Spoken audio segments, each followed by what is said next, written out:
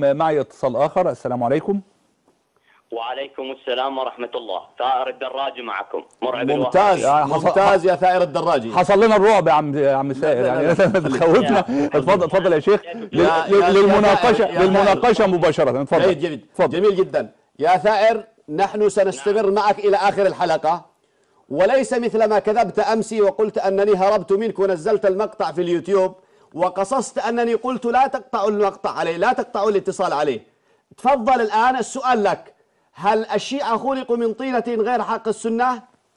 تفضل. نعم، شيعتنا خلقوا من فاضل طينتنا وعجن بنور ولايتنا، يفرحون لفرحنا ويحزنون لحزننا. ممتاز جدا. ممتاز.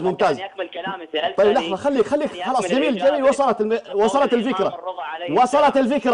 الفكرة. أنا أسألك سؤال الآن. بوش خلق من الطينة حقكم ولا الطينة غيركم؟ نعم. بوش أوباما نعم.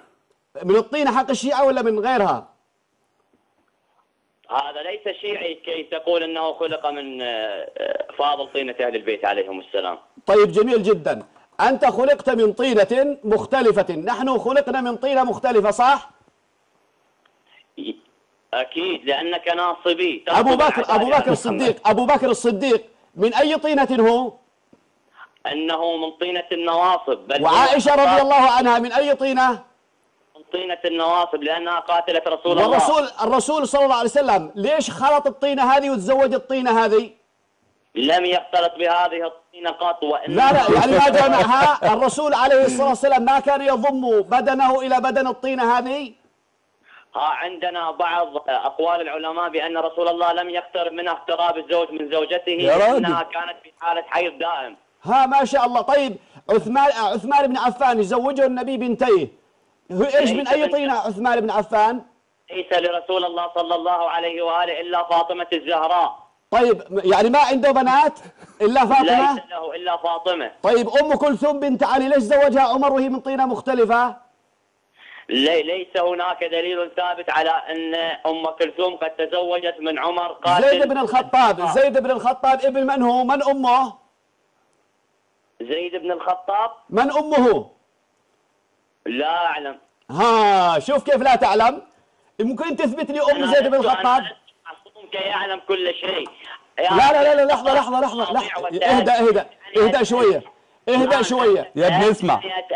علي بن أبي طالب. أسألك عن بول البعير. لا لحظة. يا ابني اسمع. لا أسألك عن بول البعير، أنا أسألك عن بول الأتان. عندكم طاهر ولا نجس؟ بول الأتان. نعم. بول الأتان، الدابة أنثى الحمار زوجة الحمار، البول حقها لبنها هل يشرب عندكم ولا لا يشرب؟ كما تجيب عن سؤالي سأجيبك. لا شوف، أنت الذي خرجت. أي مسألة تخرج عنها سأعطيك. أنت هل يجوز شرب لبن الدابة عندك؟ لا تهرب. خليك في الموضوع. خلنا في موضوع الطينة. لا تهرب. إن خرجت إلى البول سأخرجك إلى البول، وإن ظللت في الطينة سأظل معك في الطينة. الآن السؤال الطينة الآن. علي بن أبي طالب تزوج أسماء بنت عميس؟ أعد السؤال. علي بن أبي طالب تزوج أسماء بنت عميس ولا ما تزوجها؟ نعم. هي كانت ناصبية ولا شيعية؟ ليس هناك دليل على أنها كانت ناصبية. كانت زوجة لأبي بكر الصديق. في حال زواجها لأبي بكر الصديق ماذا كان حالها؟ ومن قال إنه يجب، ألم تكن زوجة فرعون مؤمنة ووصفها القرآن بأنها كانت مؤمنة؟ في دين الإسلام هل يجوز الزواج بالكافرة؟ في دين الإسلام هل يجوز الزواج؟ نعم يا حبيبي. نعم. هل يا ثائر الدراجي في دين الإسلام يجوز الزواج بالكافرة؟ يجوز أكيد يا راجل.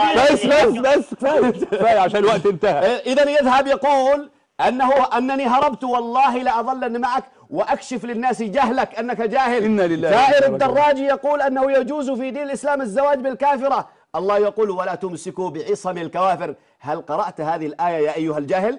طيب شيخي، انتهى الوقت. يعود إلينا هذا الجاهل غدا يستكمل معنا هذا الحوار. شكرا لكم مشاهدي الكرام. سلام الله عليكم ورحمته وبركاته.